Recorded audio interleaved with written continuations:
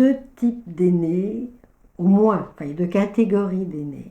Il y a les aînés qui sont très bienveillants, très protecteurs, très attendris par un être tout fragile, tout petit, qui dépend d'eux et qui ensuite les admire. Et voilà, ils sont prêts. Et ça ne leur coûte pas de faire des sacrifices, de prendre du temps pour s'en occuper. Au contraire, ça ne leur coûte pas du tout. Et il y en a qui ne supportent pas le pot de colle qui est tout le temps là, qui déjà n'ont pas supporté euh, un bébé qui envahissait leur territoire. C'est pas vraiment de la jalousie, mais c'est un territoire qui envahit. Et les enfants sont assez conservateurs, donc tout est remis en question. Il faut tout reconstruire. Il faut se reconstruire, reconstruire le plan de la maison, enfin de l'appartement.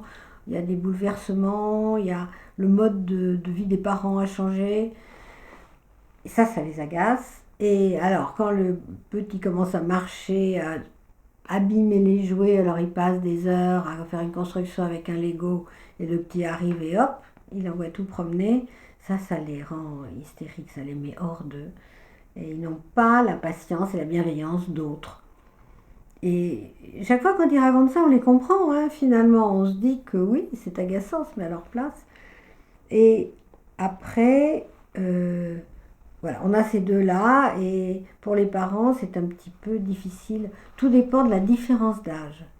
Quand ils sont trop rapprochés, alors là, l'aîné supporte très très mal. Il ne peut pas être attendri par le bébé parce que lui-même est encore presque un bébé.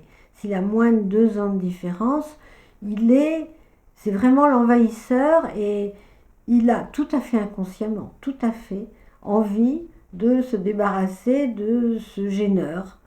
Et souvent, il y a des terreurs nocturnes de nourrissons qui sont provoquées par la colère des aînés. Les aînés se penchent sur le berceau, mais avec une telle colère que le bébé, qui lui n'a pas de défense, il est couché dans son berceau, il sent il peut rien faire à part gigoter un petit peu. Il a l'impression qu'on va le tuer. Il ressent ça comme ça. Et il y a des terreurs nocturnes qui sont vraiment provoquées par ce genre de colère, voilà, de l'aîné.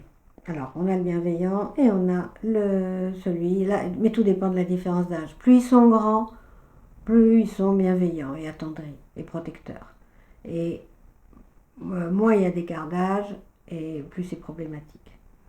Et même plus tard, souvent ils se battent, mais des parents racontent qu'ils sont sidérés par la violence des bagarres. Ils n'imaginent pas que leurs enfants, qui sont gentils quand même, plutôt, aient cette violence entre eux. Et alors, il y a les cadets. Quand on est dans un cas de figure, il y en a deux, hein. Les cadets, là, c'est pareil. Il y en a qui sont épouvantablement jaloux.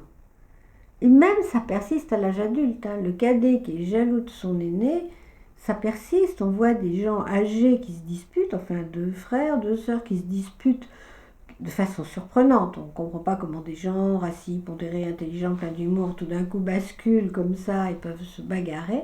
Ça, ce sont les enfants qui se bagarrent. Les enfants qu'ils ont été, il y a des contentieux qui n'ont pas encore été liquidés.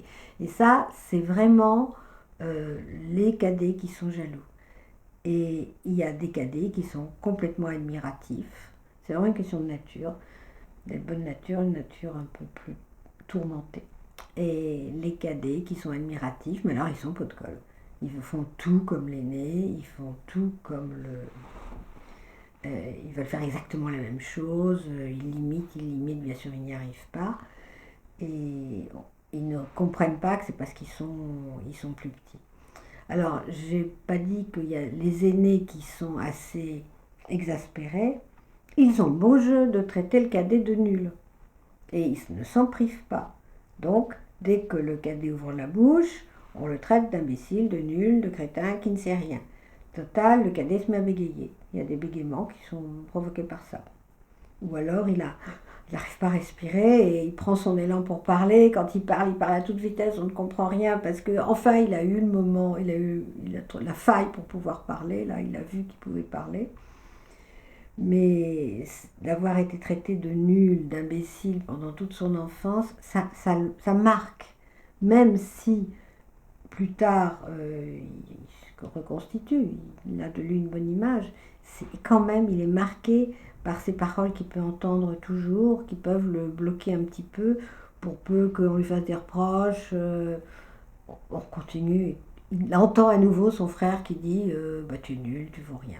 Alors, les parents essayent de mettre de l'ordre, mais ils ne peuvent pas mettre de l'ordre tout le temps. Moi, j'ai vu des cadets qui auraient dû avoir un meilleur QI. On voit l'aîné, c'est vraiment frappant, parce que je vois un enfant adorable, gentil comme tout, avec un QI très élevé, que je trouve vraiment une merveille. Là-dessus, je vois un cadet complètement bloqué, qui n'ose pas parler, qui passe son temps à dire je ne sais pas, alors que manifestement il sait, qui se retrouve avec un QI beaucoup plus faible, parce qu'il a passé son temps à refuser de répondre. Et il a été écrasé par son aîné, donc il n'ose rien dire. S'il n'est pas archi sûr de sa réponse, il n'ose pas la donner.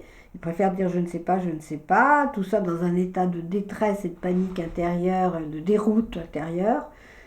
Et voilà, on a ces deux cas de figure. Alors quand il y en a trois, il commence à y avoir des alliances.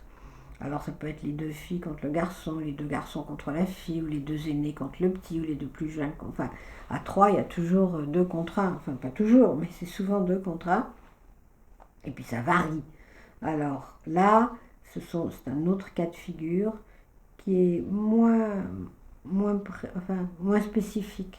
On parle de l'enfant du milieu qui est écrasé, mais bon, c'est vrai que l'enfant qui a un aîné, il n'a pas les avantages de l'aîné, qui a d'incontestables avantages et qui le sait. Quand ils disent je suis l'aîné, ils se posent automatiquement en chef. Voilà, ça c'est incontestable. Il n'y a pas de discussion possible. Et le cadet qui lui ne prend pas beaucoup de décisions, mais qui est un peu plus chouchouté, mais à qui on ne demande rien, mais il n'a pas de responsabilité, il n'a rien. Alors celui du milieu, on dit l'enfant du milieu, il est pris entre les deux. Il n'a pas de responsabilité, mais à la fin ça l'agace, parce que il n'est pas considéré comme une personne à part entière, mais en même temps il n'est pas chouchouté et hyper protégé comme le dernier.